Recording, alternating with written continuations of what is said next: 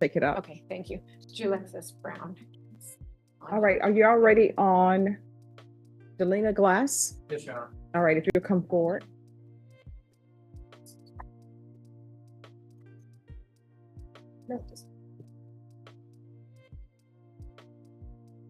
Judge, this is a compliance hearing. Yes. And so I know that probation has been receiving emails, but probation is saying that there are no issues. Is that correct? Judge, yes. So what prompted today's visit was a supplemental report was submitted to the court in regards to various emails and telephone calls that the officer was receiving, indicating some non-compliance with some terms of probation for Ms. Glass.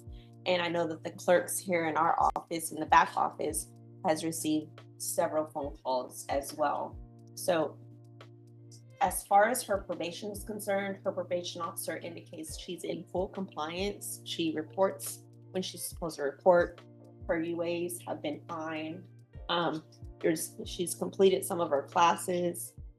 She's making her payments on time. There's not any issues. She's just been really compliant at this point. But I know that, Judge, you kind of wanted to talk to her about what's been going on and the claims. All right.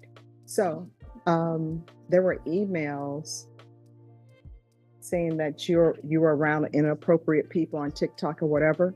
But what I can tell you is that the letters I've received from people in the community saying you're great. So I go on facts. People can start rumors, but for me, it's, yeah, but what do the facts say? And that is why I wanted to have this hearing so that you would know.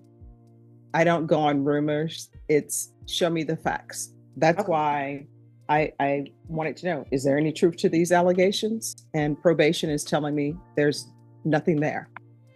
So I wanted to let you know in case you were concerned, Very concerned, that I was going to do something. I think your attorney will tell you, anytime I have a report about people on probation, normally, unless it's somebody who maybe has picked up a violent offense, I always set it for a hearing so we can have a conversation about it. Yes, ma'am. But I did receive some beautiful letters, and they're saying that you're doing excellent, and probation is saying you're doing excellent on probation. Just trying to change.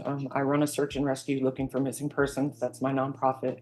Mhm. And we were down in Corpus Christi helping a family with permission of my probation officer. He gave me passes. And people were donating to keep me down there. And it just kind of turned into a cancel culture kind of thing, where they were just trying to get me in trouble. I even have an email in my bag from the Corpus Christi Police Department stating that I wasn't doing anything wrong. Yeah. They tried to get me removed. Yeah. Well, again, what I can tell you is the emails and letters that I've received have been that you're doing great things. At the risk of sounding juvenile, Judge, I've looked through her paperwork and Facebook and so forth. She's basically being cyber stalked. There's some people trying to, for lack of a better word, cancel her, and they're making her life terrible at every moment. Because I will tell you, one of the letters, that's why I wanted to have this hearing too, because one of the letters that probation received that was brought to my attention was saying that there were screaming matches, carrying knives. And I was saying, you know what? We're going to bring her in here because I have letters that saying she's doing great things. Probation is saying she's doing great things. And the last thing I want is for someone who's on probation, who's doing great things, to throw their hands up because they think, oh my gosh, what is the judge going to think? Is the judge going to file a motion to revoke? You know, but I always like for people to come in because they're, you know, one of the letters, she's carrying guns. And I said, is there any proof? And Ms. Abrams will tell you. I don't carry a weapon. Oh no, Ms. Abrams will tell you that's what I put when I said compliance. Is there any merit or truth to these allegations? And obviously we have nothing. So what I can tell you is people will say what they will say.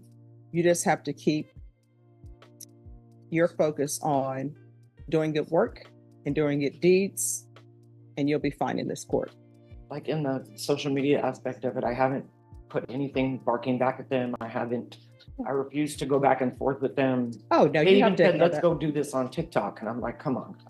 You have to ignore all of that Yes, ma'am. and just stay true to yourself and continue doing what you're doing. Yes, ma'am. While we're here, Judge, it appears that she's been compliant, and I guess she has the majority, if not all, of her conditions done. The only thing I have left is MTR. I'm still in it. The more recognition Or therapy. MRT, I'm sorry. MRT. Yes, ma'am. Ah. I'm still in it. So I know where you're going, counsel, Yes. but you'll need to confer with the state. But I will tell you, I don't consider early termination unless everything is completed, and then I will consider it. Okay. Well, you'll hustle to Yeah. get that done. Yes, Okay. absolutely. And then make sure you confer with the state to see if they have any objections for that. How are we on community service hours? Did you do something in lieu of the community I'm service going hours? to pay in lieu. Okay. I think probation had mentioned something about the community service hours, ma'am. Judge, I have to check on your docket sheet to see if you're gonna give her any type of credit for completing her parenting class. Oh, no, I do give credit for completion of parenting classes. I always I think, did parenting, anger management, and then this MRT. all right, I ordered 200 hours of community service for parenting classes. I'll give her 100 hours deduction for completing the parenting classes. And then with regards to her going out to search for missing persons, Yes, ma'am. if she was not financially paid for that, if hours are presented to me, I'll consider giving her some credit for that. I don't receive any payment at all from the All right. nonprofit. Okay. I do it out of the kindness of my heart. The families don't have to pay for me to go look for their missing loved one. I fundraise. All right. And your attorney will know how to get proof for that to Okay. probation. Okay. Wonderful. Because they just said on the news, there's another young boy who's missing. I don't know if he's been found yet. That's another thing. They contacted me about that, but I was telling my attorney because of the previous hearing that we had, and you said not to work with minors.